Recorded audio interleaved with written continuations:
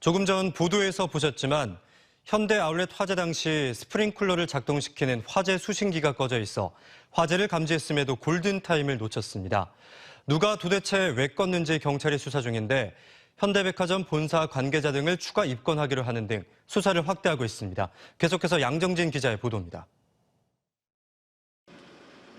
현대아울렛 화재 원인을 발표한 경찰이 대전 현대프리미엄 아울렛에 대한 6번째 압수수색에 나섰습니다.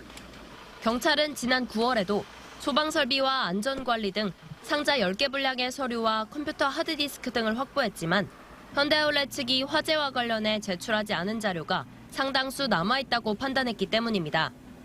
특히 발화 지점 주위에 스프링클러가 작동하지 않은 점을 주목해 수사를 확대하고 있습니다. 현대아울렛 사고 당시 화재 수신기가 꺼져 있어 감지기가 화재를 감지했음에도 초기 진화에 중요한 역할을 하는 스프링클러에선 물이 나올 수 없었던 겁니다.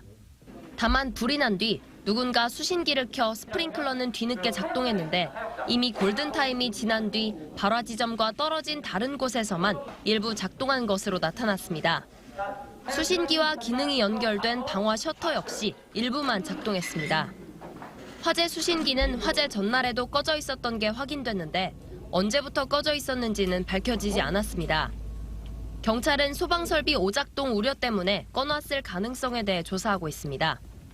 이와 함께 경찰은 화재 피해를 키운 원인 중 하나로 지적된 지하 칸막이방 170개에 대해서도 대전시와 유성구 등과 함께 위법 여부를 확인하고 있습니다. 그동안 경찰은 현대아울렛 관계자 6명과 소방관리 하청업체 4명, 보안관리 하청업체 3명 등 13명을 입건해 수사를 벌여왔습니다. 경찰은 국과수의 화재 원인 분석 결과가 나온 만큼 이르면 이번 주 내로 이들에 대해 구속영장 신청을 검토 중입니다.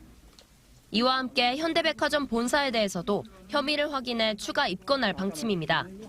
대전점 관계자뿐만 아니고 관리 소홀이 확인된 본사 관계자 등 소방점검업체 등 관련자들에 대해서 엄정 수사하도록 하겠습니다.